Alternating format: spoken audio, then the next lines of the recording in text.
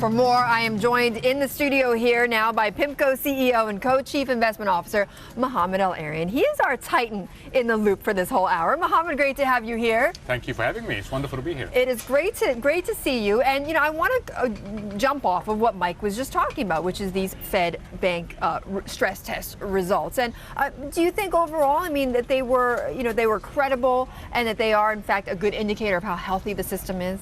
They were credible, and unambiguously, this is good news. It's a signal that the U.S. economy continues to heal. Think of it. The banks were in intensive care, then they were in the recovery room in the hospital, and now we have a signal that they're out of the hospital. Okay, right. They can start walking and hopefully running again, and the big hope for everybody is that they'll start lending into the real economy. So this is unambiguous good news, and it's another indication that the U.S. economy is healing. But that's the real question. Do they take this?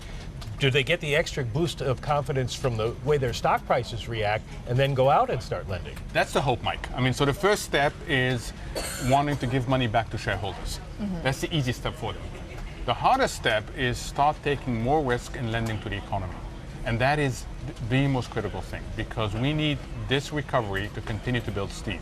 It hasn't yet gone from being fueled by liquidity to being fueled by fundamentals, and we need it to be fueled by fundamentals. So that's the hope, and it's a good signal. It's better than the alternative, right?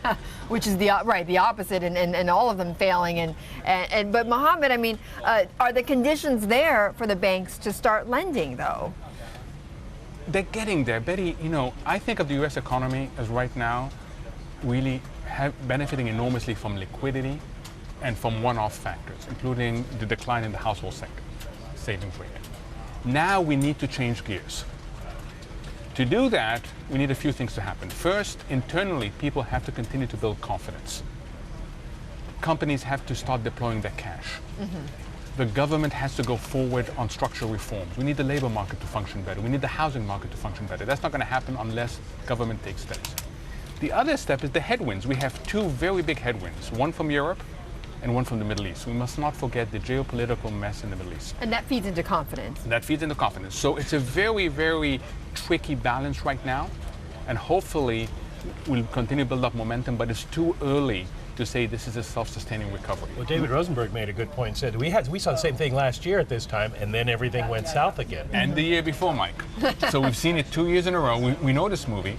But the reason why it went south last year is twofold. One is the politicians in Washington did some really silly things, and they destroyed confidence.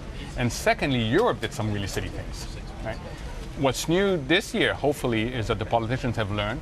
Europe is a little bit better, but the geopolitical risk is something that we have to keep an eye on.